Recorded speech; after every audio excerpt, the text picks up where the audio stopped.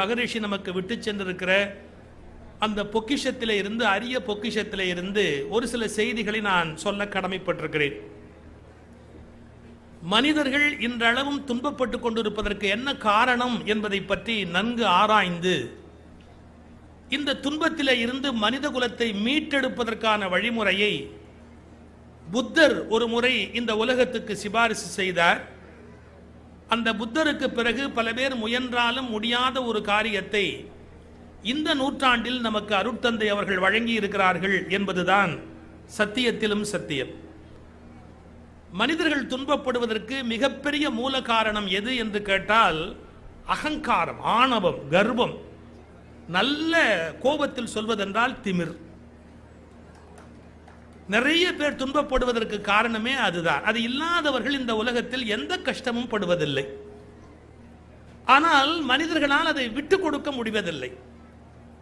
நான் ஒவ்வொரு முறையும் நம்முடைய ராம்ராஜ் காட்டனுடைய திறப்பு விழாவின் போது உறவுகள் மேம்பட என்ற தலைப்பிலே மகரிஷி அவர்களுடைய சிந்தனையை பேசுகிற ஒரு வாய்ப்பு தொடர்ந்து எனக்கு ராமராஜ் அவர்கள் வழங்கி கொண்டிருக்கிறார்கள்.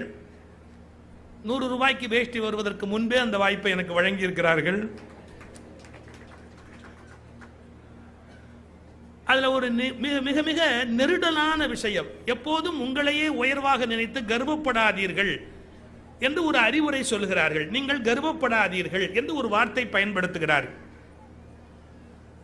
மனிதனுக்கு செருக்கு எப்படி வரும் என்பதை வள்ளற் பெருமான் பட்டியலிடுகிற போது அவனுக்கு குலத்தினாலே செருக்கு வரும், தனத்தினாலே செருக்கு வரும், அறிவினாலே செருக்கு வரும், பிறரை விட நான் மேம்பட்டவன் என்ற எண்ணத்தினாலே செருக்கு வரும் என்பதையெல்லாம் வடலூர் வள்ளற் பெருமான் பட்டியலிட்டு காட்டுகிறார்.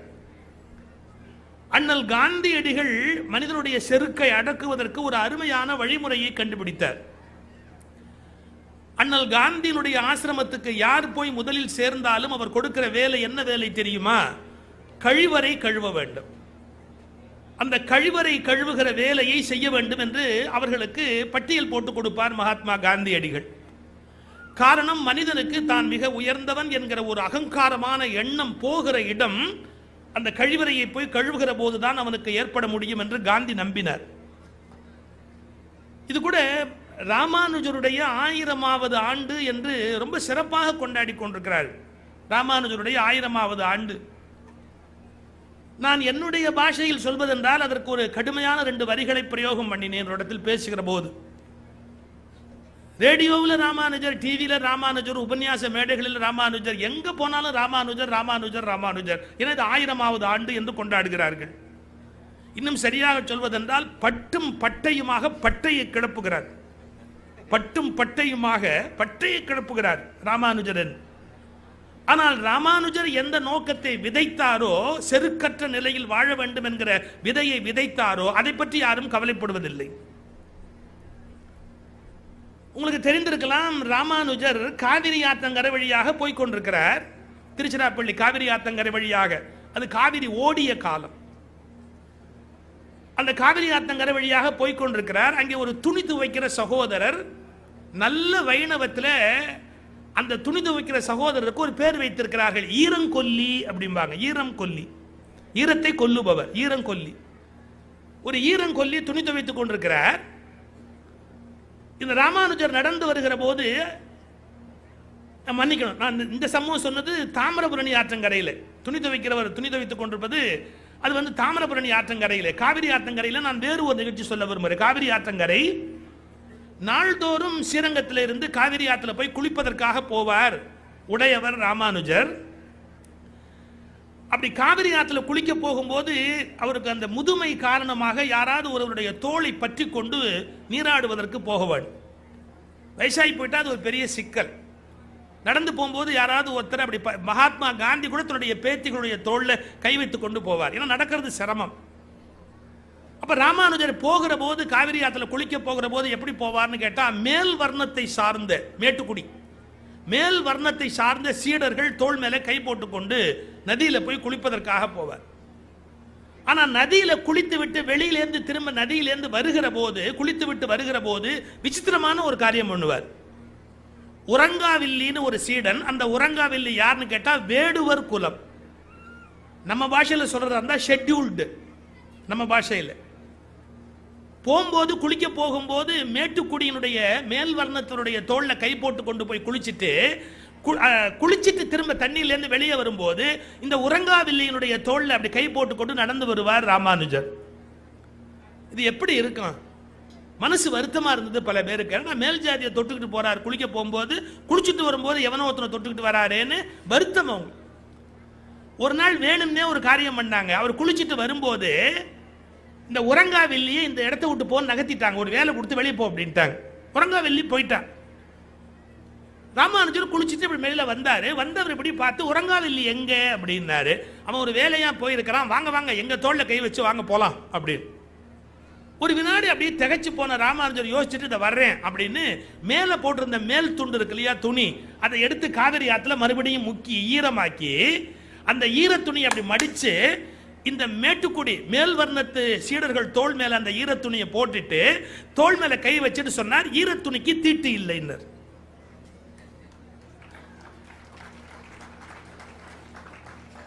மேல் ஜாதி சொல்லுகிற மேல் ஜாதி. ஆனா ஒரு துண்டை ஈர துணியை மேல போட்டுட்டு ஈர துணிக்கு தீட்டு இல்லைன்னார். எப்படி இருக்கும் உங்களுக்கு கோபத்துல? நாங்கெல்லாம் மேல் வர்ணம் இல்லையா, உயர்ந்த ஜாதி இல்லையா, எங்களை தொட்டா எப்படி தீட்டாகும்? எங்களை தொட்டா எப்படி தீட்டாகும்? ராமானுஜர் சொன்னார். இப்ப சொன்ன பத்தியா, உயர்ந்த ஜாதி என்கிற செருக்கு உன்னிடம் இருந்து எனக்கு வரக்கூடாது என்பதற்காக இந்த ஈர துணியை போட்டேன். அதனால தான் அந்த ஈர துணியை போட்டேன். ஏன்னா அது உங்ககிட்ட இருந்து எனக்கு வரக்கூடாது இல்ல. இந்த ராமானுஜரை இன்றைக்கு நீங்கள் பார்க்க முடியுமா? ஏன் நான் இன்னும் ஓப்பனாவே கேட்கிறேன், எத்தனை ஜீயர்கள் இதை பின்பற்றக்கூடிய தைரியத்தோடு இன்றைக்கு இருக்கிறார்கள்? வைஷ்ணவ மடங்கள்ல உட்கார்ந்து இருக்கிறார்கள் ஜீயர்கள். யாராவது ஒருத்தர் அப்படி ஒரு ஷெட்யூல்டு காஸ்ட் தோல் மேல கை போட்டு நடந்து வருவார்களா? அதான் சொன்ன பட்டும் பட்டையுமா ராமானுஜரை பத்தி பட்டைய கலப்புறான். ஆனா நடைமுறையில கொண்டு வரக்கூடிய தைரியம் இந்த உலகத்தில் பல பேருக்கு இல்லையே. இன்னொருவரை நம்மளை விட மட்டமா நினைக்கிறத விட ஒரு மோசமான குணம் இந்த உலகத்தில் இருக்க முடியாது. இந்த உலகம் முழுவதும் இறைவனுடைய படைப்பு, இறைவனால் தோற்றுவிக்கப்பட்டது இந்த உலகம் முழுவதுமே. அல்ல இன்னொருவரை குறைவா நினைக்கிறதுக்கு நமக்கு என்ன உரிமை இருக்கு? ஐயா, நான் சூஃபிகள் பற்றி ஒரு புத்தகம் படிச்சுக்கிட்டு இருந்தேன். சூஃபி ஞானிகள் பற்றி.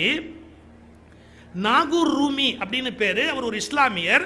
நிறைய அழகான பல விஷயங்களை அந்த சூஃபி ஞானிகளை பற்றி எழுதியிருக்கார். நான் படிச்ச புத்தகத்தில் அது ஒரு ஒண்டர்ஃபுல் புக். அது அவர் ஒரு சம்பவம் எழுதுறார். பஸ்தாமி அப்படின்னு பேர்ல ஒரு சூஃபி ஞானி. அவர் வியாபாரி, நிறைய பணம் சம்பாதிப்பார். ஆனா இஸ்லாத்துல நம்பிக்கை உடைய ஒரு சூஃபி ஞானி. 6 வேளை தொழுகை ஒழுங்கா பண்ணுவாரு. நல்ல உடை உடுத்தி இருப்பார், நல்ல காஸ்ட்லியா ட்ரெஸ் போட்டிருப்பார்.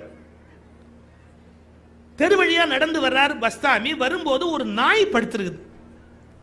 அந்த நாயை பார்த்த உடனே, ஐயோ நாயாச்சே, நாய் மேல நம்ம துணி பட்டுட்டா தப்பா போயிடுமேன்னு அந்த துணியை என்ன பண்ணார், நாய் மேல படக்கூடாது அப்படிங்கிறதுக்காக அப்படி மேல இப்படி தூக்கி பிடிச்சார். அந்த நாய் மேல படக்கூடாதுன்னு துணியை அப்படி தூக்கி பிடிச்சிட்டு அதோட நிறுத்தி இருந்தா பரவாயில்ல. அந்த நாயை ஒரு அருவருப்பா பார்த்தார். ஒரு அருவருப்போடு அந்த நாயை பார்த்தார். சே, இது வழியில கிடக்குதுன்னு ஒரு அருவருப்பா பார்த்தார்.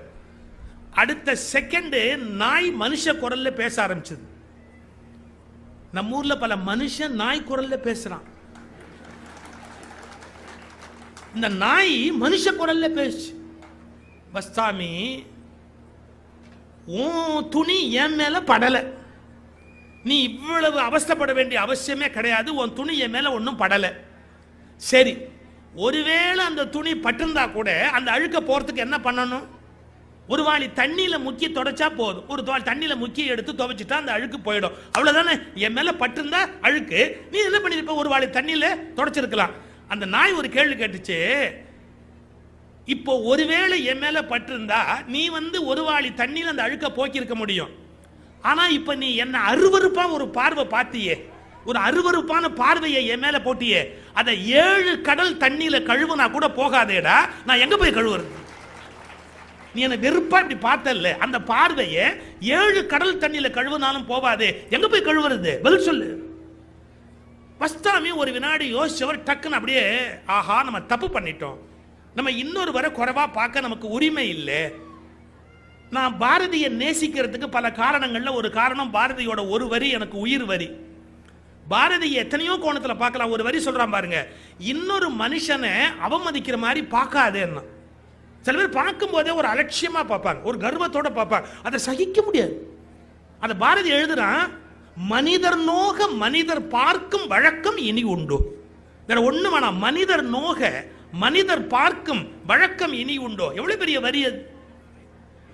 இந்த பஸ்தாமி நாயை அப்படி பார்த்த உடனே அந்த நாய் கேட்டுச்சு, இப்ப நீ என்ன பார்த்தியே, அதை எந்த கடல்ல போய் நான் குளிச்சு கழுவுறது? அவர் உடனே வெக்கப்பட்டார். ஆஹா, நான் தப்பு பண்ணிட்டேன். அந்த நாய்கிட்ட சொல்றாரு, நான் பெரிய தப்பு பண்ணிட்டேன், என்னை மன்னிச்சுக்க, நான் அப்படி பார்த்துருக்க கூடாது. இப்போ வேணா ஒன்று பண்ணலாமா? நீ இவ்வளவு பெரிய அறிவாளியா இருப்பேன்னு எனக்கு தெரியாது, எனக்கு ஒரு உதவி பண்ண முடியுமா? என்ன, எனக்கு குருவா இருந்து நீ வழிகாட்ட முடியுமான்னு கேட்டார்.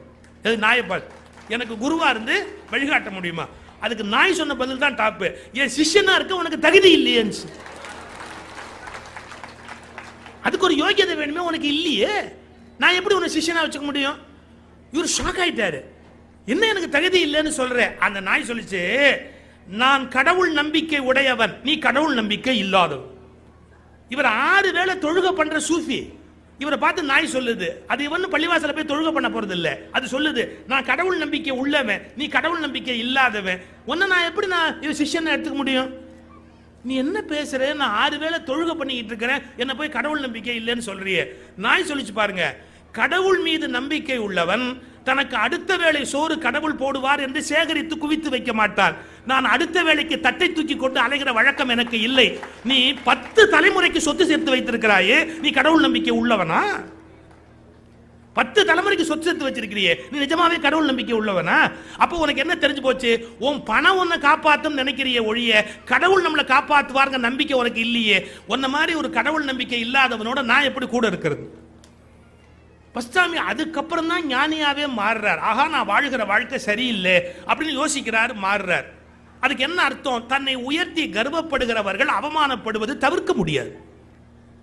போற போக்கில் உறவுகள் மேம்பட என்ற கட்டளையை விதிக்கிற போது மகரிஷி சொல்லுகிறார், என்ன சொல்லுகிறார்? இந்த உலகத்தில் உங்களையே உயர்வாக நினைத்து கர்வப்படாதீர்கள். நானே சிறந்தவன், நானே பெரியவன், எங்க போனாலும் நான் தான் பெரியாள், நான் தான் பெரியாள் அப்படின்ற ஒரு துன்பத்தில் அவஸ்தைப்படாதீர்கள். நீங்க மண்டக்கணை இருக்கிறவங்க அவமானப்படாம இருக்க முடியுமா? ஒரு கவிஞன் 2 வரியில கொன்னே போட்டான். தீக்குச்சியும் தீப்பெட்டியும் மோதியது, தீக்குச்சியும் தீப்பெட்டியும் மோதியது, பெட்டி எரியவில்லை, குச்சி எரிந்தது, ஏனென்றால் குச்சிக்கு மண்டை கனம் அதிகம். குச்சியும் தீப்பெட்டியும் மோதியது, பெட்டி எரியவில்லை, குச்சி எரிந்தது, ஏனென்றால் குச்சிக்கு மண்டை கனம் அதிகம். குச்சிக்கு மண்டை கனம் அதிகம்னா அது நல்ல மண்டை வச்சுட்டு தானே உட்கார்ந்துருக்கு. அதனால யார் அகங்காரம் உள்ளவர்களோ அவர்கள் வாழ்க்கையில் அவமானப்படுறதுங்கிறது தவிர்க்க முடியாது. அந்த அகங்காரத்திலிருந்து வெளியே வரணும்னா தன்னைத்தானே ஆய்வு செய்து கொள்ளுகிற வழக்கம் கண்டிப்பாக இருக்க வேண்டும். இன்னைக்கு ஒரு வித்தியாசமான தலைப்பு, மனவளம் என்பது வளர வேண்டும் என்பதுதான் மனவளக்கலை மன்றத்தினுடைய அடிப்படை நோக்கம்.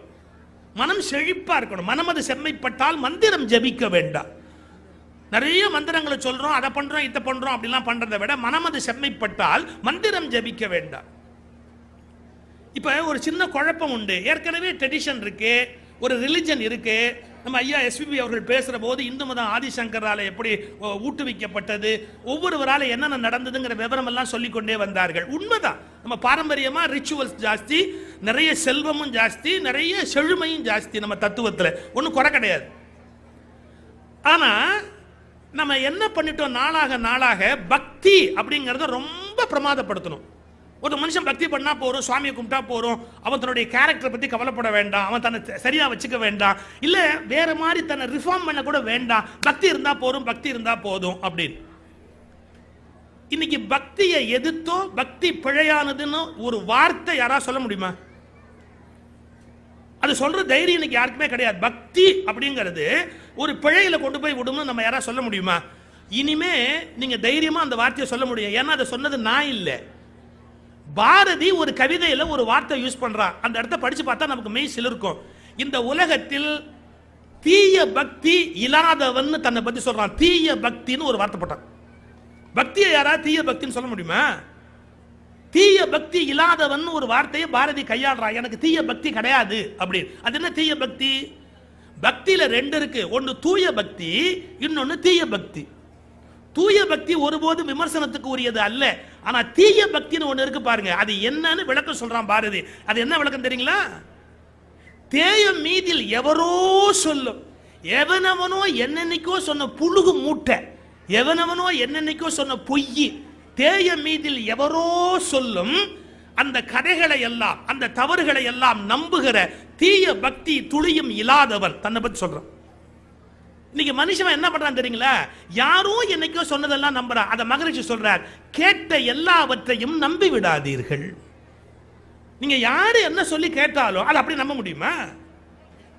கேட்ட எல்லாவற்றையும் நம்பி விடாதீர்கள். வாழ்க்கையில கேட்கிற எல்லாத்தையுமே நம்ப ஆரம்பிச்சா பெரிய சிக்கல்ல போய் மாட்டிக்கும். எப்பொருள் யார் யார்வாய் கேட்பினும் அப்பொருள் மெய்ப்பொருள் காண்பது அறிவு. நம்முடைய புராண கதைகள்ல ஏகப்பட்ட கதை இருக்கு, ஏகப்பட்ட செய்தி இருக்கு, ஏகப்பட்ட விஷயம் இருக்கு. அதை பாரதி ஒத்துக்கிறான். அது நல்ல கவிதை கொணர்ந்தார், நல்ல கவிதை கொடுத்தாங்க. சில நீதிகள் சொன்னார். அந்த புராணங்கள் வழியா சில நீதிகள் சொன்னார். கடலினை தாவும் குரங்கும், பாரதியோட பாட்டு இருக்குது, கடலினை தாவும் குரங்கும், கடல குரங்கு தாவுச்சு அப்படின்னு. அந்த பீமனை பத்திய நாகர் உலகில் புகுந்தவன் யாரு? பீமன். அவனை பத்தியும் கதை இருக்கு. தெளிவா பாரதி அடிச்ச இவை அனைத்தும் கட்டு கதை என கண்டோம். இதெல்லாம் கதை, இதெல்லாம் கதை. யாரு? பாரதி பேசுகிறார். கோச்சுக்கிறது இருந்தா பாரதி தான் போய் கோச்சு. இவையெல்லாம் கதை என கண்டோம். இவைகள் முழு உண்மை அல்ல, ஒரு உண்மையை மனித குலத்துக்கு சொல்லுவதற்காக எடுத்துக்கொண்ட முயற்சி. ஆனா மனித குலத்துக்கு அது தெரியலையே. என்னத்தை கேட்டாலும் எல்லாத்தையும் நம்பி பக்தி உலகத்தில் சொல்லப்படுகிற வேறு வகையான மார்க்கத்துக்கு போயிட்டாங்க. அதை மாற்றுவது, அரை இன்ச்சு மாற்றுவதுங்கிறது எனக்கு அவ்வளவு ஈஸி இல்லை. இன்னும் பிளைனா சொல்றேனே, இந்த உலகத்திலே ஈஸியான விஷயம் தெரியுங்களா? அடுத்தவனை முட்டாளாக்கி சம்பாதிக்கிறது ரொம்ப ஈஸியான விஷயம். இந்த உலகத்திலே கஷ்டமான விஷயம் தெரியுங்களா? இந்த உலகத்திலே கஷ்டமான விஷயம் தெரியுங்களா? நிஜமாவே ஒருத்தனுக்கு நல்லது பண்றது. ஏன் அவனே விட மாட்டான். யாருக்கான் நீங்க நிஜமா நல்லது பண்ணு நினைச்சா அவன் விட மாட்டான். அதான் இன்னைக்கு இருக்கிற உலகம். ஆனா நல்லது பண்றதுக்காக அவன் பலகாலமா வச்சிருக்கிற நம்பிக்கைகளை எல்லாம் மாற்றி, இதெல்லாம் தப்புப்பா, இதெல்லாம் தப்புப்பா, இதெல்லாம் தப்புப்பா, படிப்படியா அவனை மாற்றி வெளியில கொண்டு வரது, ஒரு அரை அங்குலம் அவனுடைய பழைய நம்பிக்கையிலேருந்து வெளியே கொண்டு வரது ஈஸியான விஷயம் அல்ல. அதீதமான தபோபலம் உடைய இறையருளால் இந்த உலகத்துக்கு வரக்கூடிய ஆற்றல் உடையவர்களால் மட்டுமே நடக்கக்கூடிய காரியம். அதை இன்று நிலைநாட்டி ஆயிரக்கணக்கான மக்களுடைய வாழ்க்கையில் மாற்றத்தை உண்டு பண்ணியவர் தான் நம்முடைய அருட்தந்தை வேதாத்ரி மகரிஷி அவர். நிறைய பேருடைய வாழ்க்கையை மாற்றி இருக்கிறார். வாழ்க்கையை மாற்றுவது அவ்வளவு சுலபம் அல்ல சார். மனுஷன் எதை நம்புறானோ அதை விட்டு கொடுக்கறதுக்கு அவன் தயாரா இருக்க மாட்டான். நான் கூட ஒரு இடத்துல சொன்னேன், இந்த நாட்டில் சார் பாம்பு ஒரு நாளும் பால் குடிக்காது சார். பாம்பு பால் குடிக்காது சார். நீங்க ஜுவாலஜி படிச்சவங்களை போய் கேளுங்க. பாம்பை கொண்டாந்து நிறுத்தி அதுக்கு நீங்க எவ்வளவுனா பால் வைங்க, அது பால் குடிக்குதான்னு பார்க்க சொல்லுங்க. பாம்பு பால் குடிக்காது. ஏன் பால் குடிக்காது தெரியுங்களா? அதுக்கு நாக்கு வந்து ரெண்டா பொளந்து இருக்கும். ரெட்ட நாக்கு. யார மாதிரின்னு சொல்ல மாட்டேன். அவங்கவுங்களுக்கு வேண்டியவங்களை நினைச்சு கை தட்டுறீங்கல்ல, நாக்கு பொளந்திருக்கும் அதுக்கு. அதனால வந்து பாலை நக்கி குடிக்க முடியாது. பாலை நக்கி குடிக்கணும்னா நாக்கு ஒத்தையா இருக்கணும். அது இல்லாட்டி பாலை குடிக்க முடியாது பாம்பால. பாருங்க, பாம்பு புத்துல பால் கொண்டு போய் ஊத்துறான். இது ஒருபோதும் அறிவோடு சம்பந்தப்பட்ட விஷயமே இல்லை. இந்த நாட்டில் நீங்க மாற்ற முடியுமா? ஏன்னா பாம்பு புத்துல கொண்டு போய் பாலை ஊத்துற, அது பாம்புக்கு கெடுதல். அந்த ஈரத்தில் நச நச நசன்னு அதால அவங்க உட்கார்ந்துருக்க முடியாது உள்ளுக்குள்ள. அது ஏன்டா அதை இம்சை பண்ற, அது வந்து உங்கள்கிட்ட பால் கேட்டுச்சா அப்படின்னா, இதை சொன்னா என்ன வேப்பலையால் அடிச்சே கொண்டுருவாங்க. ஒரு உண்மை அந்த நாட்டில் சொல்ல முடியுமா? பாம்பு பால் குடிக்காதுரா. நீ எங்க வேணா எத்தனை ஆயிரம் பாம்பு கொண்டாந்து வை, பாலை கொண்டாந்து வை, குடிக்காது. தெரிய மாட்டேங்குது. அப்போ ஒரு உண்மையை இந்த நாட்டில் புரிய வைக்கிறது எவ்வளவு கஷ்டம் பாருங்க. எவ்வளவு சிரமமான ஒரு வேலை. அதையே லைஃப் டாஸ்கா எடுத்துக்கிட்டு மக்களோட மக்களா போய் அவங்க ஏத்துக்கிற மாதிரி இனிமையா சொல்லி சொல்லி சொல்லி சொல்லி சொல்லி சொல்லி சொல்லி எத்தனை பேருடைய வாழ்க்கையில ஞான விளக்கை அருட்தந்தை ஏற்றி வைத்திருக்கிறார். யோசிக்கணுமா? ராஜாராம் மோகன் ராய் ஒரு சம்பவம் சொல்றாரு.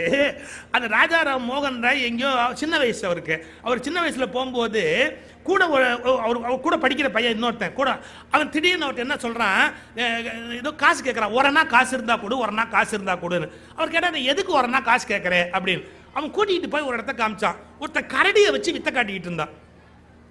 என்னடா வித்தை காட்டுறான்னா, கரடியை வச்சு வித்தையெல்லாம் காட்டிட்டு கடைசியா இந்த கரடி மயிர், இதனுடைய அந்த கரடி மயிர் இருக்குல்ல, அது உங்க வீட்டுல இருந்தா அப்படியே மகாலட்சுமி கடாட்சம் கொட்டு கொட்டுன்னு கொட்டும், எல்லாருக்கும் அப்படியே காசா கொட்டும்.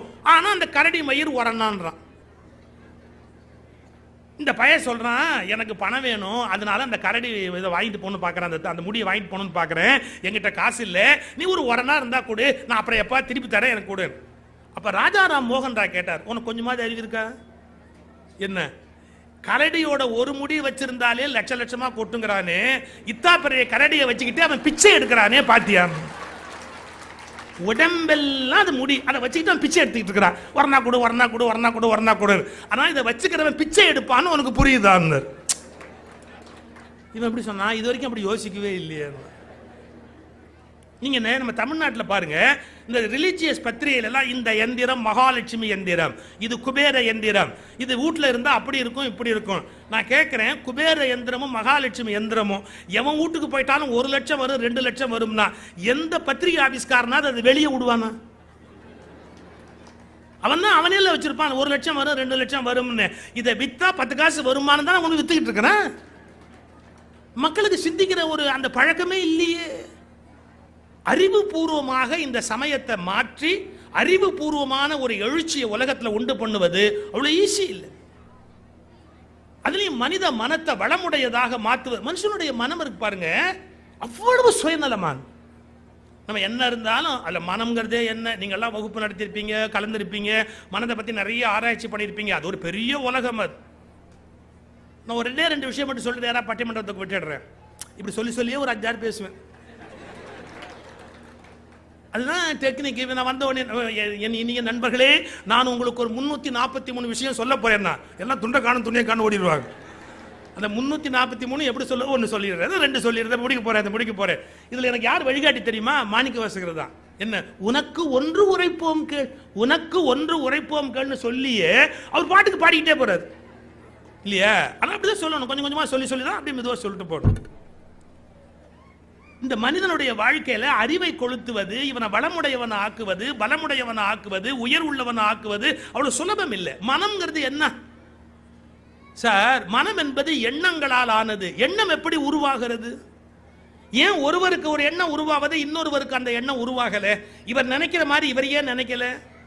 இவர் நினைக்கிற மாதிரி இவர் ஏன் நினைக்கல? ஏன் எண்ணங்கள் வேற வேற உருவாகுது? எப்படி ஒருவனுக்கு மனம் என்பது முதல்ல உருவாகுது? நான் அடிக்கடி சொல்றது, நான் ரொம்ப விரும்பி பார்க்குற சேனல் என்னன்னு கேட்டீங்கன்னா நேஷனல் ஜியோகிராஃபி சேனல். ஆனால் அதில் தான் என்னை பேசவே கூப்பிட மாட்டேங்கிறான். நேஷனல் ஜியோகிராஃபி சேனல் டிவியில் எனக்கு ரொம்ப பிடிக்கும். அதில் ஒரு ப்ரோக்ராம் ஒன்று காமிச்சா, சைல்டு இன் த வூம்ப், ஒரு தாயின் கர்ப்பப்பையில் இருக்கிற குழந்தைய பற்றிய ஒரு பிக்சர். அந்த குழந்தை உருவானதுலேருந்து அது எப்படி வளர்ந்து எப்படி வெளியில வருது, ஒரு குழந்தையா வெளியில வந்து எப்படி பிறக்குதுன்றத ஒரு கரெக்டா, அதாவது 2 வாரம் 4 வாரம் 10 வாரம் வரிசையா காட்டிக்கிட்டே போறான் அந்த குழந்தை எப்படி வருது. அதுல ஒரு இடம் காமிச்சான் சார், அசந்துட்டேன் சார். கர்ப்பத்தில், அந்த தாயோட கர்ப்பத்தில் குழந்தை இருக்குது. அந்த அம்மா சமையல் பண்றா. இதுல இருந்து ஒரு குறிப்பு தெரிந்து கொள்ள வேண்டும், கர்ப்ப காலத்திலும் சமையல் போன்ற வேலைகளில் பெண்கள் ஈடுபட்டால் குற்றமில்லை. இப்பெல்லாம் வேலையே செய்யப்படாதுன்னு நினைக்கிறாங்க.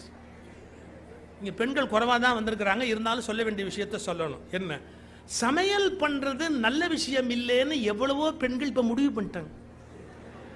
இல்லாட்டி ஹோட்டல் எல்லாம் இவ்வளவு கூட்டம் ரொம்ப வழியுமா பாருங்க. ஒண்ணுமே இப்ப எங்க தலையெழுத்து, நாங்க ஊரா சுத்துறவங்க ஹோட்டல்ல தான் போய் திங்கணும். திருப்பூர்ல ஊர்லயே இருக்கிறவங்களுக்கு என்ன தலையெழுத்து? எதுக்கு போய் ஹோட்டலா போய் உட்காந்து திங்கணும்? சமைக்கணுங்கிற விருப்பமே பல பெண்களுக்கு இல்லை. சமைக்காம இருக்கணும் எப்படியாவது அப்படின்னு நினைக்கிறாங்க. எப்படியாவது சமைக்காம இருந்துட்டா பரவாயில்லை அப்படின்னு. இதற்கும் பட்டிமன்ற தீர்ப்புக்கும் எந்த சம்பந்தமும் இல்லை.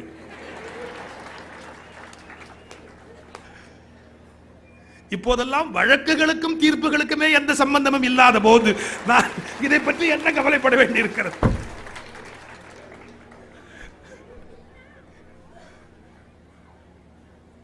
அந்த மாதிரி சமையல் பண்றா சார், சைல்டு இன் த வூம் அந்த படத்தோட பேரு.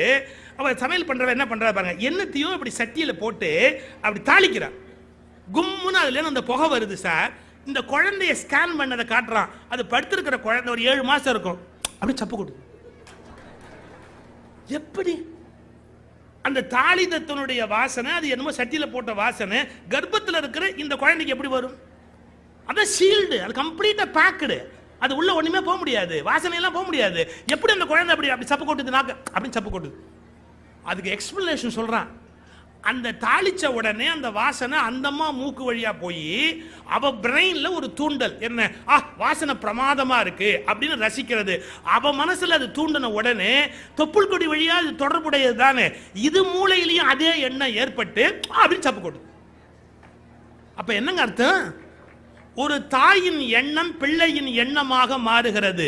கருவுற்ற காலத்தில் ஒரு தாயின் மனதில் ஓடுகிற எண்ணங்கள் பெருவாரியாக குழந்தையின் சப்கான்சியஸ் மைண்ட், மறை மனமாக மாறுகிறது. ஒரு குழந்தைக்குள்ள பயம் இருக்கு, ஒரு குழந்தைக்குள்ள கோபம் இருக்கு, ஒரு குழந்தைக்குள்ள ஆத்திரம் இருக்கு, ஒரு குழந்தைக்குள்ள அழுகை இருக்கு. அப்படிலாம் பார்த்தா எங்கேருந்து வந்தது? அதெல்லாம் எல்லாமே தாயோட கர்ப்ப காலத்தில், அந்த கர்ப்பத்தில் இருக்கிற போது தாய்கிட்டே அந்த குழந்தைக்கு டிரான்ஸ்ஃபர் ஆகுது. தெரியாது, எல்லாமே அந்த குழந்தைக்கு தெரியாது, தனக்குள்ள இவ்வளவு இருக்குன்னே தெரியாது, சப்கான்சியஸ் மைண்ட்ல போய் ரெக்கார்ட் ஆகுது. அப்ப மனம் என்பது எவ்வளவு சிக்கலான ஒரு விஷயம். அது அதை எப்படி சரி பண்றது, எப்படி கொண்டு வர்றது? இப்போ மனம் என்பது எல்லாருக்கும் ஒரே மாதிரி நினைக்குமா? மன வளம்னா என்ன அப்படிங்கிறதுக்காக சொல்றேன். ஒரு 2 சம்பவம் சொல்றேன். ஒருத்தருக்கு மன வளம் என்பது என்ன அப்படிங்கிறத புரிஞ்சுக்கிறதுக்காக சொல்றேன். தலாய் லாமா எவ்வளவு பெரியவர். தலாய் லாமா, இந்த தலாய் லாமா உட்கார்ந்து இருந்தாரு. ஒருத்தன் ஓடி வந்து தலாய் லாமா காதல ஏதோ ஒன்று சொல்றான். தலாய் லாமா பாடம் நடத்திக்கிட்டு இருந்தார். ஒரு 200 புத்த பிட்சுகளை வச்சு பாடம் சொல்லி கொடுத்துட்டு இருக்கிறாரு. அப்போ வந்து ஒருத்தன் காதல என்னமோ சொன்னான். அழுதுட்டாரு. கட கட கடக்கணும் அப்படியே கண்ணில் தண்ணி கொட்டுது அவருக்கு. அப்படியே அமைதியாக உட்கார்ந்து இருந்தார். வேற ஒன்றும் இல்லை, சீன அரசு புத்த பிட்சுக்களை சுட்டு கொண்டுடுச்சு. ஏதோ அவங்களுக்கு பிடிக்கல, அந்த தலாய் லாமா குரூப்பை சீன அரசுக்கு பிடிக்காது, அதனால சுட்டு கொண்டுடுச்சு. இதுதான் வந்து சொல்லியிருக்கிறான். ஒரு 150 புத்த பிட்சுக்களை கொண்டுட்டாங்க, சீன அரசாங்கம் கொண்டுடுச்சுங்கிறத சொல்லியிருக்கான். அப்படியே கண்லேருந்து அப்படியே தண்ணியா விட்டு அப்படியே உட்கார்ந்தவர். அப்புறம் எதிரில் இருக்கவங்களை பார்த்து சொன்னாரு, இப்போ ஒரு செய்தி வந்தது, நம்ம புத்த பிட்சுக்களை சீன அரசாங்கம் சுட்டு கொண்டுடுச்சு அப்படின்னு செய்தி வந்தது. சரி, நாம எல்லாரும் சேர்ந்து தியானம் பண்ணுவோம், நம்ம எல்லாரும் சேர்ந்து பிரார்த்தனை பண்ணுவோம் அப்படின்னார். எல்லாரும் என்ன நினைச்சாங்க தெரியுங்களா? இந்த 150 பேர் இறந்து போனாங்கல்ல, இவங்க ஆத்ம சாந்திக்காக தலாய் லாமா இப்ப பிரார்த்தனை பண்ண போறாருன்னு எல்லாம் கண்ணை மூடி இப்படி உட்கார்ந்தாங்க. அவர் ஆரம்பிச்சார், நாம் இப்போது சீன மக்களுடைய நன்மைக்காக பிரார்த்தனை செய்வோம். இந்த 150 பேர் இறந்து போனாங்கல்ல, இவங்க ஆத்ம சாந்திக்காக தலாய் லாமா இப்ப பிரார்த்தனை பண்ண போறாருன்னு எல்லாம் கண்ணை மூடி இப்படி உட்கார்ந்தாங்க. அவர் ஆரம்பிச்சார், நாம் இப்போது சீன மக்களுடைய நன்மைக்காக பிரார்த்தனை செய்வோம். சீன மக்களுடைய நன்மைக்காக பிரார்த்தனை செய்வோம். அடுத்த வார்த்தை, இவர்களை கொலை செய்த போது கொலை செய்தவர்கள் மனம் விகாரப்பட்டிருக்கும் அல்லவா? ஒரு கொலை பண்றதா சும்மா பண்ண முடியுமா? இவர்களை கொலை செய்தவர்கள் மனம் விகாரப்பட்டிருக்கும் அல்லவா? அந்த மனமெல்லாம் மறுபடியும் நல்ல நிலைக்கு திரும்ப வேண்டும் என்று பிரார்த்தனை செய்வோம். இவங்களுக்கு இல்ல, இறந்து போனவங்களை பத்தியே சொல்லல. இவங்களை கொண்டுட்டான் பாரு, அவன் மனசெல்லாம் விகாரமா இருக்கும் இல்லையா, அவர்கள் மனசு மாறுவதற்காக வாங்க பிரார்த்தனை பண்ணுவோம். இதுதான் நம்முடைய அருட்தந்தையும் சொல்லுகிறார். என்ன, யாராவது உனக்கு விரோதமா நினைச்சா கூட அவனை வாழ்க வளமுடன் வாழ்த்த பழகு. வாழ்த்த வாழ்த்த அவனுடைய குவாலிட்டி இம்ப்ரூவ் ஆகும், அவன் மனசு மாறும். அதுதானே மனவளம். இப்ப எல்லாரும் என்ன சொல்லுவாங்க, சார் எங்கிட்ட ஒருத்தன் நல்லவனா நடந்தா நல்லவனா நடந்துக்குவோம் சார், எங்கிட்ட ஒருத்தன் கெட்டவனா நடந்தா அவனை விட கெட்டவனா நடந்துக்குவோம். இது மனுஷனுடைய இயல்பு. என்ன சாதாரணமா ஏதோ டீசெண்டா இருக்கேன்னு நினைக்காது, விவரமா சொல்லுவோம். ஏதோ பார்க்கறதுக்கு டீசெண்டா இருக்கேன்னு நினைக்காது. நான் வாயை திறந்தேன்னா சாக்கடை விட மோசமா வரும், ஏமாந்துராது. நான் ஆரம்பிச்சேன்னா அப்படி ஆரம்பிப்பேன். அப்படித்தான் அவனே பேசுறான் சொல்லும் போது. கொஞ்சம் யோசிச்சு பாருங்க. எல்லாரும் சொல்ற வார்த்தை, நல்லவனா நடந்தா நல்லவனா நடந்துக்குவேன், எங்கிட்ட நீ கெட்டவனா இருந்த நான் உண்டு இல்லைன்னு ஆக்கிடுவேன், பூண்டோட தேய்ச்சி அழிச்சுடுவேன். எத்தனை வார்த்தை யூஸ் பண்றான். ஜீசஸ் கிரைஸ்ட் என்ன சொன்னாரானா, ஒருவனை மன்னித்து விடு. எவ்வளவு முறை மன்னிப்பது? 7 முறை மன்னித்து விடு. 7 முறை மன்னித்தும் திருந்தவில்லை என்றால் 70 முறை மன்னித்து விடு. 70 முறை மன்னித்தும் திருந்தவில்லை என்றால் 700 முறை மன்னித்து விடு. போதகரே, 700 முறை மன்னித்தும் ஒருவர் திருந்தவில்லை என்றால் அவன் திருந்துகிற வரை மன்னித்து விடு. இதுதான் ஜீசஸுடைய ஸ்டேட்மெண்ட். திருந்துகிற வரை மன்னித்து விடு. இப்போ எங்க கெடுதலே பண்றான், கெடுதலை பண்ணவன் ஏன் மன்னிக்கணும்? அதான் மனவளம்.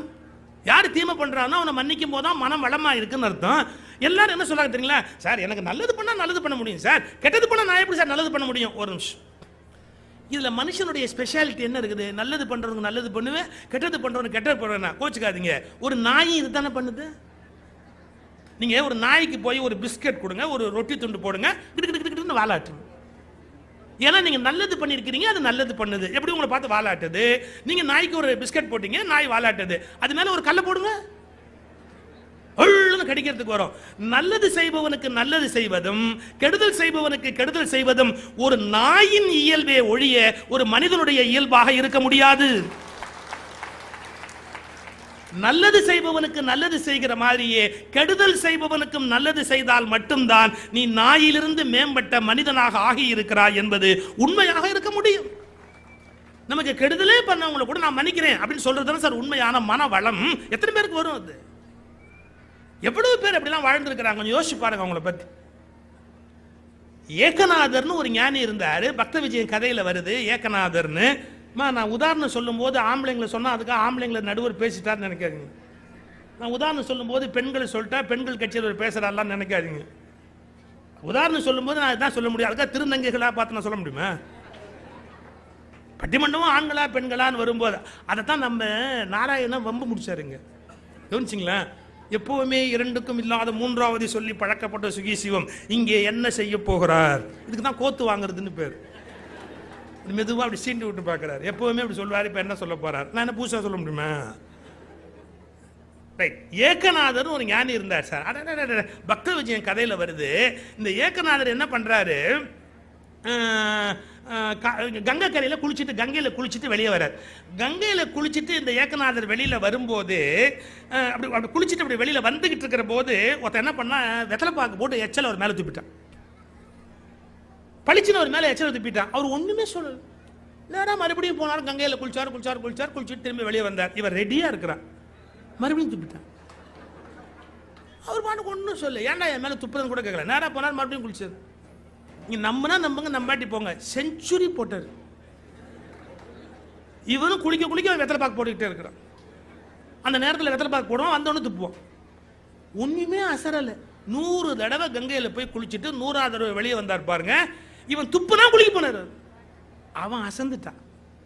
ஒரு வினாடி எப்படி யோசிச்சவன் மெதுவாக இவர் முன்னாடி வந்து, என்னை மன்னிக்கணும், நீங்கள் இவ்வளவு பெரிய நல்ல ஆத்மாவா இருப்பீங்கன்னு எனக்கு தெரியாது. வேற யாரா இருந்தாலும் கோபம் வந்திருக்கணும். உங்களுக்கு கோபம் வரல, ஆச்சரியம் தான். என்னை மன்னிக்கணும், நான் ஏன் பண்ணுனேங்கிறத கொஞ்சம் சொல்லட்டுமா? சொல்லு. இந்த ஊர்ல ஒரு பணக்காரர் இருக்காரு. அவர் என்ன சொன்னாரு, உங்களை எல்லாரும் பெருமையா பேசுறாங்களா, ஏகநாதர் பெரிய ஞானி, ஏகநாதர் பெரிய ஞானின்னு பேசுறாங்களாம். அவருக்கு அது என்னமோ வைத்தறிச்சலா இருக்கும். இதுதான் சார் ரொம்ப ஆச்சரியமான விஷயம். எவனோ புகழ்ந்தா எவனுக்கோ வைத்த கலக்கும் சார். உனக்கு என்ன பண்ணுச்சு? உனக்கு எவனையோ பாராட்டிட்டு போறான், உனக்கு என்ன பண்ணுச்சு? அது சில பேருக்கு பிடிக்காது சார்.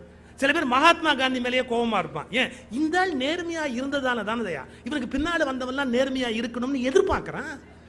ஏன் இந்த ஆள் நேர்மையா இருந்தாரு? யார்? காந்தியை கேட்கறான். இவர் ஏன் நேர்மையா இருந்தாரு? அதனால எல்லாரும் இவருக்கு பின்னாடி வந்தவங்க அரசியல் வந்தா நேர்மையா இருக்கணும்னு எதிர்பார்க்கறான் சார். எல்லாம் இவரால வந்த வேணுன்றான். எவ்வளவு கொடுமை! இந்த ஏகநாதர் அவரு புகழ் பரவி இருக்கு. அந்த ஊர் பணக்காரர் என்ன சொன்னாராம், இந்த ஆளை எல்லாரும் கடவுளா கும்பிடுறான், எனக்கு வயிறு எரியுது, நீ ஒரே ஒரு காரியம் பண்ண. என்ன? அவன் மோசமான ஆள்னு ஜனங்க நினைக்கணும், அதுக்கு ஒரு காரியம் பண்ணு. வரும்போது நீ எச்சப்பா துப்புன உடனே அவன் ஏன்னு கேட்பான், மேலே புகுந்து அடி.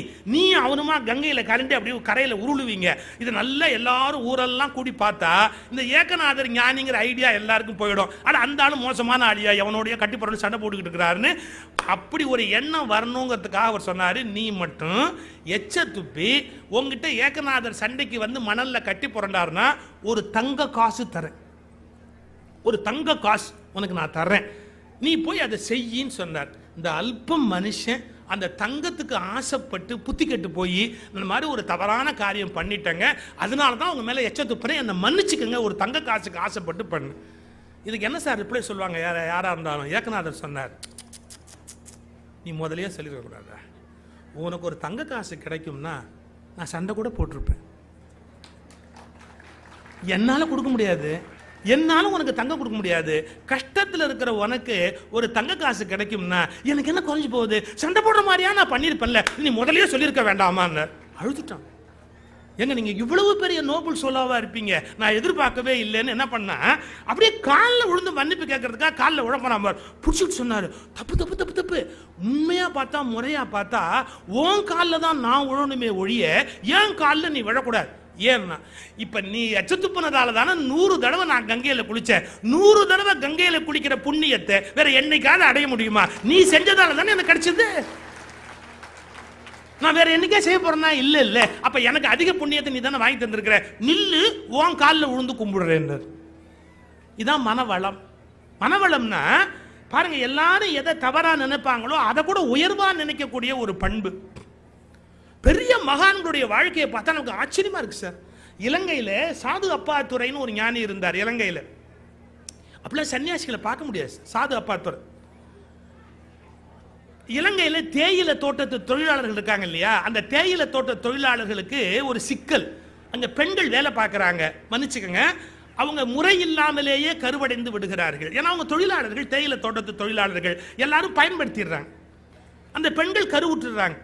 அப்புறமா டெலிவரின்னு போகும்போது கவர்மெண்ட் ஆஸ்பத்திரிக்கு போகணும். டெலிவரிக்கு போகும்போது வேற என்ன வசதி கிடையாது, வீட்டில் வச்சு பார்த்தா செத்து போடுவாங்க. அதுக்காக எல்லாரும் கவர்மெண்ட் ஆஸ்பத்திரிக்கு போறாங்க. அப்ப பிரிட்டிஷ் ஆட்சி காலம், இலங்கையில் பிரிட்டிஷ் ஆட்சி இருந்த காலம். அவங்க டெலிவரிக்கு போனா ஹாஸ்பிட்டல்ல காலம் நம்பர் 1 மதர்ஸ் நேம், காலம் நம்பர் 2 ஃபாதர்ஸ் நேம். என்ன ஃபில்அப் பண்ண முடியும்? ஏன்னா ஃபாதர் யாருங்கிறத ஃபில்அப் பண்ண முடியாது. அவங்களால ஃபில்அப் பண்ண முடியல. அதை ஃபில்அப் பண்ணலைன்னா அரசாங்க ஆஸ்பத்திரியில் டெலிவரி பார்க்க மாட்டாங்க. இந்த பெண்கள்லாம் செத்து போறாங்க.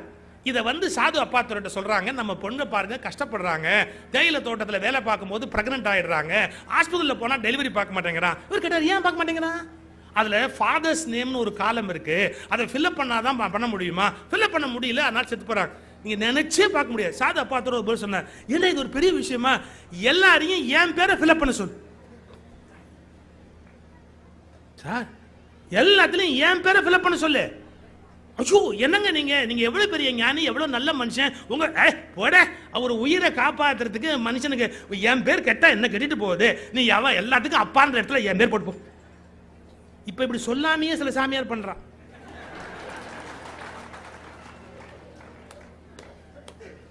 சொல்லாதேன்றான்.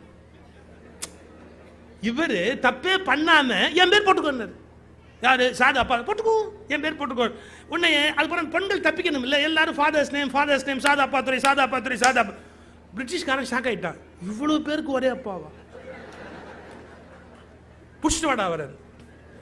என்கொயரி ஆர்டர் பண்ணா, நீ என்னமோ நடந்திருக்கு விஷயம் சொல்லி, நீ மோசமான சாமியார், அயோக்கியனான சாமியார், இவ்வளவு பேர் போட்டிருக்கிறாங்கன்னு சொன்னா உனக்கு நான் இப்ப சார் இல்ல எப்படி இது நடந்ததுன்னு என்கொயரி ஆரம்பிச்சேன் சார்.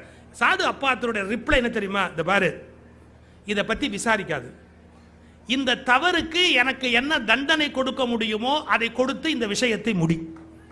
என்ன தண்டனையும் நான் ஏத்துக்கிறதுக்கு தயாரா இருக்கிறேன். அதை விட்டுட்டு இது என்ன ஏதுலாம் கேட்டு விவரமா கேட்டுக்கிட்டு இருக்காது, வேண்டாத வேலை. எனக்கு என்ன தண்டனையோ குத்துடு. பிரிட்டிஷ்காரன் யோசிச்சான், அது எப்படி ஒரு ஆள் இப்படி இருக்க முடியும்னு மெதுவா விசாரிச்சா அப்புறம் தெரியுது இந்த மனுஷன் உத்தமன் அப்படின்னு. உடனே என்ன பண்ணா, அந்த கிளாஸை எடுத்துட்டோம், ஃபாதர்ஸ் நேம்ங்கிற கிளாஸை உருவிட்டு அந்த பெண்களுக்கு டெலிவரி பாருங்க அப்படின்னு ஒரு ஆர்டர் போட்டான். யோசிச்சு பாருங்க, தன்னோட மான அவமானத்தை பத்தி கவலைப்பட்டாரா? இல்ல. இப்படி சொல்லட்டுமா, மனவளம் உடையவன் தன்னுடைய புகழை பற்றியோ மான அவமானத்தை பற்றியோ கவலைப்படுவதில்லை, மற்றவர் துயரங்களை எப்படி தீர்ப்பது என்பதை பற்றி மட்டுமே கவலைப்படுகிறவன் தான் உண்மையில் மனவளம் உடையவன். நான் எப்படி உனக்கு உதவ முடியும் அப்படி. இதுக்கு ஈக்குவலா பேரலா ஜென்ல ஒரு ஸ்டோரி இருக்கு சார், ஒரு ஜென் துறவியை பத்தி. இதே மாதிரி தான் அந்த கதை வரும். ரொம்ப சிம்பிள். அது ஒரு பொண்ணு அவங்க அப்பாட்ட மாட்டிக்கிட்டா, அந்த பொண்ணு பிரெக்னன்ட் ஆயிட்டா, கருவுற்று இருக்கிறா. அவங்க அப்பா கோவமா கேட்டார், யாரால திருமணம் ஆகல, யாரால இது நடந்ததுன்னு. அவ எஸ்கேப் ஆகணும், தப்பிக்கணும், என்ன பண்றதுன்னு அவளுக்கு தெரியல. அப்ப அந்த ஊர் ஓரத்துல மரத்துல உட்கார்ந்துருக்காரு ஒரு ஜென் துறவி. அவன் தான் காரணம்ட்டான், அவன் தான் காரணம். உடனே அந்த ஊரே போய் அவன்கிட்ட கலாட்டா பண்றாங்க, ஏன்டா ஒரு நல்லவன் நினைச்சு நாங்க சாப்பாடு போடுறோம், அயோக்கிய பயலே, எங்க வீட்டு பொண்ணு கர்ப்பமாயிட்டா, அதுக்கு நீ தான் காரணம். அவர் என்ன சொன்னார் தெரியுங்களா? அவள் என்ன சொன்னாள்? அவள் வயிற்றில் வளரும் குழந்தைக்கு நீதான் தகப்பன் என்று சொன்னாள். Is it so? அவ அப்படியா சொன்னா? ஆமா, எஸ். இந்த வார்த்தை கவனிங்க. Is it so? அப்படியா சொன்னாள்? ஆம். அப்படி அவள் சொன்னாள் என்றால் அப்படியே ஆகட்டும். அப்படி அவள் சொன்னாள் என்றால் அப்படியே ஆகட்டும். அதெல்லாம் சொன்னா போறாது, நீ தான் அவளுக்கு காம்பன்சேஷன் கொடுக்கணும், நீ அவளை கல்யாணம் பண்ணிக்கணும், அந்த குழந்தைக்கு எல்லாம் செலவு பண்ணணும். சரி செய்யற. இதை இங்கேருந்து கேட்டுட்டு எல்லாரும் அந்த பொண்ணுகிட்ட போய் பாருமா, அந்த திருட்டு சாமியார் ஒத்துக்கிட்டாமா, அவன் தான் இந்த தப்புக்கு காரணங்கிறத ஒத்துக்கிட்டான், மரியாதையாக மாதம் மாதம் பணம் கொடுக்கணும், பொண்ணை கல்யாணம் பண்ணிக்கணும்னு சொல்லியிருக்கிறோம். அந்த பொண்ணுக்கு கில்ட்டியாக ஃபீல் பண்ணா. அப்பாட்ட சொன்னா, அப்பா மன்னிச்சுக்கோங்கப்பா, உண்மையான காரணம் இவர் தான், வேற ஒருத்தர் சொல்லி அவர் தான், ஆனால் நான் சொன்னால் பிரச்சனை ஆகிடுமேங்கிறதுக்காக, சாமியாரை சொன்னால் பிரச்சனை வராதேங்கிறதுக்காக சொன்னேன். உண்மையில் அவர் ரொம்ப நல்ல மனுஷன்பா, அவர் தயவுசெய்து தண்டிச்சிடாதீங்க, ஒரு உத்தமனை போய் தண்டிக்காதீங்க, தயவுசெய்து அவர்கிட்ட போய் சொல்லிட்டு வாங்க, அவர் அதுக்கு காரணம் இல்லை. என்னம்மா நீ இப்படி அர்த்தம் இல்லாமல் பேசுற? திரும்பி அங்கேருந்து வந்தாங்க. நீ காரணம் இல்லையாமே. அவள் அப்படியா சொன்னாள்? ஆம், அப்படியானால் அப்படி ஆகட்டும். என்ன அர்த்தங்க? எனக்கு மானவமான ஒரு பெரிய விஷயம் இல்லை, அவளுக்கு உதவ முடியும்னா அதை விட என்ன பெரிய வாழ்க்கை இருக்கு. இதுதான் நோபல் சோல், மேல போகிறவருடைய அந்த உணர்வு. இதுக்கு திருவாசகத்தில் ஒரு வார்த்தை இருக்குதுங்க. அவங்களுக்கு என்ன பேர்னா சித்தம் அழகியார்னு பேர். சித்தம் அழகியார்னா மனம் பக்குவம் பட்டு சித்தமாகி அந்த சித்தமும் அழகுடையதாக இருப்பது. அதான் உண்மையான மனவளம். சித்தம் அழகியார் பாடாரோ நம் சிவனைன்னு திருவாசகத்தில் ஒரு வார்த்தை வரும். மனதில் அழகுடையவர்கள் மேன்மை உடையவர்கள். நான் அந்த கருத்து புரியணுமேங்கிறதுக்காக ஒன்று லீடு கொடுத்தேன். ஒரு சம்பவத்தோட நிறைவு பண்றேன். ஒரு பிக்ஷு உட்கார்ந்துருக்காரு, புத்த பிக்ஷு உட்கார்ந்துருக்காரு. உட்கார்ந்துருக்கும் போது ஒரு பொண்ணு வந்தா, அவள் விலை மகள். அவ காலில் விழுந்துட்டு சொல்றா, ஐயா நான் பாவம் பண்ணிட்டேன், இந்த உடம்பை விற்கிற வேலை அது ஏன் நடந்ததுன்னு கேட்டா, 12 வயசுல எங்க வீட்டில் வறுமை, எங்க வீட்டோட வறுமையில என்னை வச்சு காப்பாற்ற முடியல, எங்க அப்பாவால எங்க அம்மாவால என்னை காப்பாற்ற முடியல, அதனால இந்த விபச்சார விடுதிக்கு என்னை வித்துட்டாங்க. ஆனா ஒரு விஷயம், அதுக்காக எங்க அப்பா அம்மாவை நான் குறை சொல்ல முடியாது, அவங்களால சாப்பாடே போட முடியாத போது எனக்கு உணவாவது கிடைக்கட்டுமேங்கிறதுக்காக இங்க கொண்டாந்து என்னை வித்துட்டாங்க. அவங்க மேல எனக்கு எந்த கோபமும் இல்லை. ஆனா வேற வழி இல்லாம 12 வயசுலேருந்து நான் இந்த விடுதியிலேயே வாழ்ந்துட்டேன். இப்போ எனக்கு 18 வயசாகி போச்சு. நான் வாழ்ற வாழ்க்கை பாவமான வாழ்க்கைன்னு எனக்கு தோணுது. எனக்கு ஒரே ஒரு விளக்கம் மட்டும் நீங்க தர முடியுமா? என்ன மகள் கேட்டார். எனக்கு மன்னிப்பு உண்டா? சூழ்நிலை நடந்து போச்சு, எனக்கு ஏதாவது மன்னிப்பு உண்டா? நீங்கள் என்னை மன்னிப்பீர்களான்னு கேட்டா. நீங்கள் என்னை மன்னிப்பீர்களா அந்த பொண்ணு கேட்டது. ஒரு வினாடி யோசிச்சுட்டு அந்த பிட்சு சொன்னார், மகளே நீ நல்லவள், ஆனால் சூழலும் சமூகமும் உன்னை இந்த கதிக்கு கொண்டு போய் விட்டு விட்டது. நானும் இந்த சமூகத்தில் ஒருவன், எனவே நான் ஒன்று கேட்கட்டுமா? என்ன, இப்படி உன்னை தள்ளிய இந்த சமூகத்தையும் என்னையும் நீ மன்னிப்பாயா? இப்போது நீ மன்னிக்கப்படுவாயா என்பது பிரச்சனையே அல்ல, நீ எங்களை மன்னிப்பாயா என்பதுதான் பிரச்சனையே. சோல், மேல போகிறவருடைய அந்த உணர்வு. இதுக்கு திருவாசகத்தில் ஒரு வார்த்தை இருக்குதுங்க. அவங்களுக்கு என்ன பேர்னா சித்தம் அழகியார்னு பேர். சித்தம் அழகியார்னா மனம் பக்குவம் பட்டு சித்தமாகி அந்த சித்தமும் அழகுடையதாக இருப்பது. அதான் உண்மையான மனவளம். சித்தம் அழகியார் பாடாரோ நம் சிவனைன்னு திருவாசகத்தில் ஒரு வார்த்தை வரும். மனதில் அழகுடையவர்கள் மேன்மை உடையவர்கள். நான் அந்த கருத்து புரியணுமேங்கிறதுக்காக ஒன்று லீடு கொடுத்தேன். ஒரு சம்பவத்தோட நிறைவு பண்றேன். ஒரு பிக்ஷு உட்கார்ந்துருக்காரு, புத்த பிக்ஷு உட்கார்ந்துருக்காரு. உட்கார்ந்துருக்கும் போது ஒரு பொண்ணு வந்தா, அவள் விலை மகள். அவ காலில் விழுந்துட்டு சொல்றா, ஐயா நான் பாவம் பண்ணிட்டேன், இந்த உடம்பை விற்கிற வேலை அது ஏன் நடந்ததுன்னு கேட்டா, 12 வயசுல எங்க வீட்டில் வறுமை, எங்க வீட்டோட வறுமையில என்னை வச்சு காப்பாற்ற முடியல, எங்க அப்பாவால எங்க அம்மாவால என்னை காப்பாற்ற முடியல, அதனால இந்த விபச்சார விடுதிக்கு என்னை வித்துட்டாங்க. ஆனா ஒரு விஷயம், அதுக்காக எங்க அப்பா அம்மாவை நான் குறை சொல்ல முடியாது, அவங்களால சாப்பாடே போட முடியாத போது எனக்கு உணவாவது கிடைக்கட்டுமேங்கிறதுக்காக இங்க கொண்டாந்து என்னை வித்துட்டாங்க. அவங்க மேல எனக்கு எந்த கோபமும் இல்லை. ஆனா வேற வழி இல்லாம 12 வயசுலேருந்து நான் இந்த விடுதியிலேயே வாழ்ந்துட்டேன். இப்போ எனக்கு 18 வயசாகி போச்சு. நான் வாழ்ற வாழ்க்கை பாவமான வாழ்க்கைன்னு எனக்கு தோணுது. எனக்கு ஒரே ஒரு விளக்கம் மட்டும் நீங்க தர முடியுமா? என்ன மகள் கேட்டார். எனக்கு மன்னிப்பு உண்டா? சூழ்நிலை நடந்து போச்சு, எனக்கு ஏதாவது மன்னிப்பு உண்டா?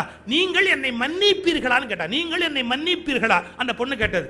ஒரு வினாடி யோசிச்சுட்டு அந்த பிட்சு சொன்னார், மகளே நீ நல்லவள், ஆனால் சூழலும் சமூகமும் உன்னை இந்த கதிக்கு கொண்டு போய் விட்டு விட்டது. நானும் இந்த சமூகத்தில் ஒருவன், எனவே நான் ஒன்று கேட்கட்டுமா? என்ன, இப்படி உன்னை தள்ளிய இந்த சமூகத்தையும் என்னையும் நீ மன்னிப்பாயா? இப்போது நீ மன்னிக்கப்படுவாயா என்பது பிரச்சனையே அல்ல, நீ எங்களை மன்னிப்பாயா என்பதுதான் பிரச்சனையே. ஏன்னா உனக்கு மன்னிப்பை பத்தி கேட்க வேண்டிய அவசியமே கிடையாது. நீ மன்னிக்கப்படுவாயா என்பது பிரச்சனை அல்ல, எங்களை மன்னிப்பாயா என்பதுதான் பிரச்சனையே. எப்படி யோசிக்கிறாங்க பாரு. நம்ம என்ன பண்ணுவோம், எல்லாம் மற்றவங்க மேல இவன் தப்பு அவன் தப்பு அவன் தப்புன்னு சொல்லுவோம். மன வளமுடைய பண்பாளர்கள் இன்னொருவரை குறை சொல்வதில்லை, மற்றவங்க கிட்ட போய் அந்த பழியை ஏத்துறது இல்லை. எல்லா தவறுகளையும் தான் ஏத்துக்கிறாங்க. நான் தான் அந்த தவறு பண்ணியிருப்பேன், பரவாயில்ல, அதை அப்படியே விட்டுடுங்க, இல்ல மன்னிச்சிருங்க. தன்னை மன்னிப்பு கேட்கறதுக்கு அவங்க தயாரா இருக்கிறாங்க. இதெல்லாம் மனவளம் என்பது என்ன என்பதற்கான ஒரு அடையாளம். அதுக்கான சில சம்பவங்களை சொல். மிக உயர்ந்த மனம் பக்குவப்பட்ட நிலைக்கு மனவளம்னு பேரு.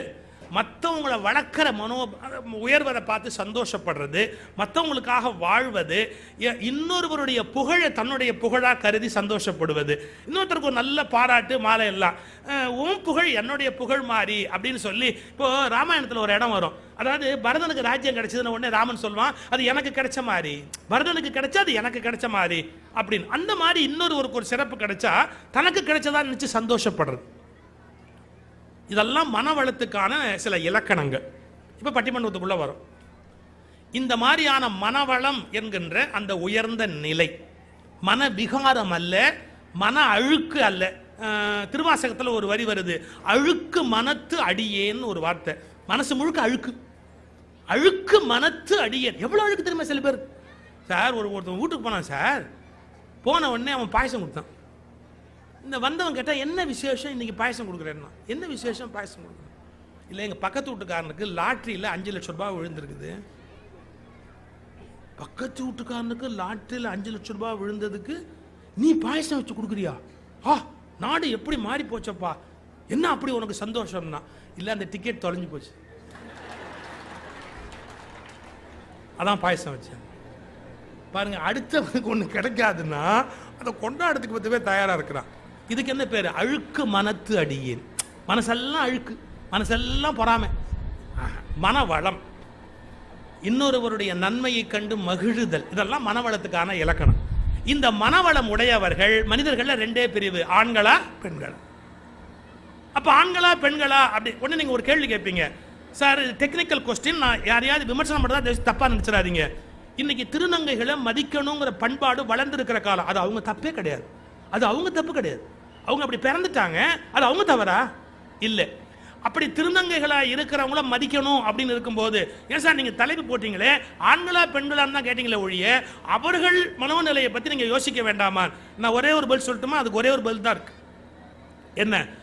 திருநங்கைகள் பெண்களாகவே கருதப்படுகிறவர்களே ஒழிய அவர்களை வேறு ஒரு பட்டியலில் சேர்க்க முடியாது. ஏன்னா தான் பெண்ணாக கருதப்பட வேண்டும் என்பதுதான் அவங்களுடைய உண்மையான வேண்டுதலே. அதனால ஆனா பெண்ணாங்கிற பிளவுல ஒன்றும் தப்பே கிடையாது. ஆண்கள் ஆண்கள் அப்புறம் பெண்கள் இன்னொரு பகுதி, திருநங்கைகளும் பெண்கள்ங்கிற பட்டியலுக்குள்ளே வருவாங்க, அதில் ஒன்றும் டவுட்டே கிடையாது. அதனால ஆடவரா மகளிரா, யாருக்கு மனவளம் அதிகம் அப்படிங்கிற ஒரு கடுமையான ஒரு கேள்வியை முன் வச்சு இங்கே பேராசிரியர் பெருமக்கள் பேச இருக்கிறார்கள். என்னுடைய ரொம்ப மரியாதைக்குரிய பேராசிரியர் சிவகாசி ராமச்சந்திரன் ஐயா அவர்கள் வந்திருக்கிறார்கள். அவர் கல்லூரி பேராசிரியராக, ஆங்கிலத்துறை பேராசிரியராக பணிபுரிந்தவர்கள், நிஜமாகவே பணிபுரிந்தவர்கள். ஏன்னா பல பேர் காலேஜுக்கு போயிட்டு வருவாங்க. அதை விட கொடுமை, வாத்தியார் போனாலும் பையன் நடத்த விட மாட்டான். போதும் சார் நடத்தாதீங்க சார், பாடம் இருக்கு சார், அப்படி கிடையாது. அவர் கிளாஸ் நடத்தினா பசங்க அப்படி ரசித்து கேட்பாங்க. அந்த மாதிரி பாடம் நடத்தக்கூடிய பேராசிரியர் ஐயா சிவகாசி ராமச்சந்திரன் அவர்கள் மூத்த சொற்பொழிவாளர். மிக நீண்ட காலம் தமிழ்நாட்டு மேடையில் நல்ல கருத்துக்களை நகைச்சுவையோடு சொல்லி பழக்கப்பட்டவர்கள். அந்த பக்கம் எதிரில் இருக்கிறாங்களே சகோதரி சாந்தாமணி, புலவர் சாந்தாமணி, அவங்க வந்து இப்போ பெண்களில் நகைச்சுவையாகவும் சிந்தனையாகவும் பேசுகிற நல்ல பேச்சாளர்கள் நீ தமிழ்நாட்டில் ஒரு 10 பேர் எடுத்தால் அந்த 10 பேரில் ஒருவராக இன்றைக்கு இடம்பெற்றிருக்கிறவர்கள். அதெல்லாம் ரொம்ப முக்கியமான விஷயம் என்னன்னா, உங்க கொங்கு மண்டலத்தை சார்ந்தவர். அவங்க பேசுகிற தமிழ்லேயே அந்த கொங்கு மண்டலத்தினுடைய தமிழ் இருக்கும். நல்ல அருமையாக பேசுகிற ஒரு பேச்சாளர். அப்புறம் இந்த பக்கம் நகைச்சுவை நாவலர் மோகன சுந்தரம் ஆண்களே என்ற அணியில் பேச வந்திருக்கிறார். இப்போ விஜய் டிவியில் அவர் தான் வந்து சூப்பர் ஸ்டார். பட்டிமண்டபத்திலெல்லாம் ரொம்ப அருமையாக பேசிக்கொண்டிருக்கிற நல்ல பேச்சாளர். ஆள் இப்படி இருக்கிறாரேன்னு நினைக்காதீங்க, அகஸ்தியர் மாதிரி ரொம்ப அருமையாக பேசக்கூடியவர். அந்த பகுதியில் சகோதரி கவிதா ஜவஹர் ராஜபாளையத்திலேருந்து வந்திருக்கிறாங்க. நல்லா அருமையாக படித்து அருமையாக குறிப்பெடுத்து நல்ல அழகாக பேசுகிற பேச்சாளர். ஒரே வரியில் அறிமுகப்படுத்தணும்னா பாரதி கனவு கண்ட புதுமை பெண்ணாக இன்றைக்கு வலம் வந்து கொண்டிருக்கிறது. அப்படிப்பட்ட உங்கள் 4 பேருக்கு நான் சபையை சொல்லணும்னா, இந்த மாதிரி அறிவாளிகள் நிறைந்த சபையை உங்கள் வாழ்க்கையிலேயே நீங்கள் பார்த்துக்க மாட்டீங்க.